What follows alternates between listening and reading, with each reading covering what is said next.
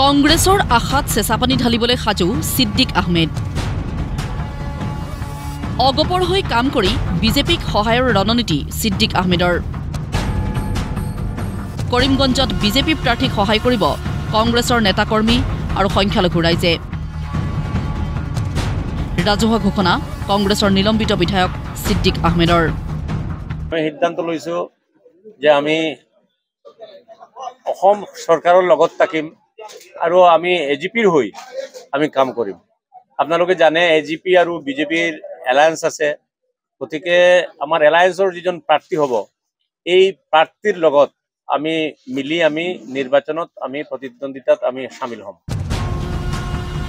বৰাকৰ ৰাজনীতিয়ে ক্ৰমত লৈছে ইউ টাৰ্ণ বিশেষকৈ কংগ্ৰেছে চিঅৰ শ্বট বুলি ভবা কৰিমগঞ্জত অধিক আকৰ্ষণীয় হৈছে ৰাজনীতি ছিদ্দিক আহমেদৰ পাছত ইতিমধ্যেই কমলেক্ষদে পুৰকায়স্থও বিজেপিৰ পক্ষত আৰু ইয়াৰ পাছত কংগ্ৰেছৰ ভোট বেংক সংখ্যালঘু ৰাইজৰ মাজত এয়া ছিদ্দিক আহমেদ সংখ্যালঘু ভোটাৰক বিজেপিক ভোট দিবলৈ মুকলি আহ্বান ছিদ্দিক আহমেদৰ আৰু কিয় বিজেপিক ভোট দিব সংখ্যালঘু ৰাইজে তাৰো যুক্তি দিলে ছিদ্দিক আহমেদে সকলো মুছলিম মানুহক আমি বুজাইছো যে আমি সদায়তো আমি কংগ্ৰেছক সাপোৰ্ট কৰিছিলো মুছলিম মানুহে কিন্তু কংগ্ৰেছৰ পৰা আমি কি পালো এই কেদিন আগতে যেন যিমান এপইণ্টমেণ্ট দিলে অসমৰ মাননীয় মুখ্যমন্ত্ৰী ডাঙৰীয়াই তাই 1 লাখ এপইণ্টমেণ্ট দিলে এই এপইণ্টমেণ্টত আপুনি মানে পুলিচত যদি চাই আপুনি চাব 35 টু অন্তত 40% ভিতৰত মাইনৰিটি মানুহে চাকৰি পাইছে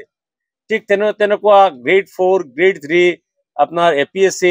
গোটেই ক্ষেত্ৰত আপুনি চাব মাইনৰিটি যথেষ্ট মানুহে এপইণ্টমেণ্ট পাইছে ইয়াৰ আগত কংগ্ৰেছ গভৰ্ণমেণ্ট আছিলে মাইনৰিটি মানুহে কংগ্ৰেছক ভোট দিছে কিন্তু এপইণ্টমেণ্ট এনেকুৱা পাৰ্চেণ্টেজটো এপইণ্টমেণ্ট পোৱা নাই গতিকে যি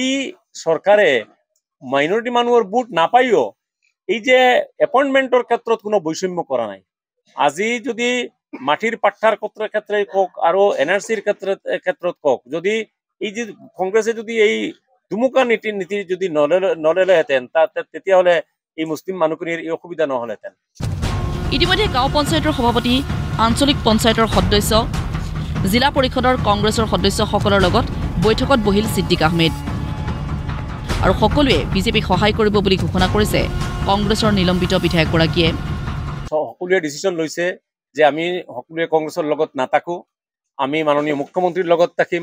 আৰু আপোনালোকে দেখিছে যে প্ৰত্যেক জিপিৰ প্ৰেচিডেণ্ট বিলাক আহিছে এপি মেম্বাৰ বিলাক আহিছে জিলা পৰিষদৰ মেম্বাৰ বিলাক আহিছে আৰু মানে কংগ্ৰেছৰ সবইতো কংগ্ৰেছৰ কৰ্মীবিলাক আহিছে গতিকে গোটেইখিনি কংগ্ৰেছৰ মানুহ আজি একগোট হৈ অন্তত সবে মিলি অন্তত আমাৰ বিজেপিৰ যিজন প্ৰাৰ্থী হ'ব তাক সাপোৰ্ট দিব মুখ্যমন্ত্ৰীৰ হাত মজবুত কৰিব এইটো সিদ্ধান্ত হৈছে চিপ্ৰাং ৰাজনীতি নহয় মুকলিকৈ কংগ্ৰেছৰ ভোট বেংক খহাবলৈ ফিল্ডত নামিল ছিদ্দিক আহমেদ পিছে ছিদ্দিক আহমেদৰ এই স্থিতিত ৰাইজে কিমান সঁহাৰি জনায় সেয়াহে হ'ব লক্ষণীয় কৰিমগঞ্জৰ পৰা সাজন দেৱৰ ৰিপৰ্ট প্ৰতিদিন টাইম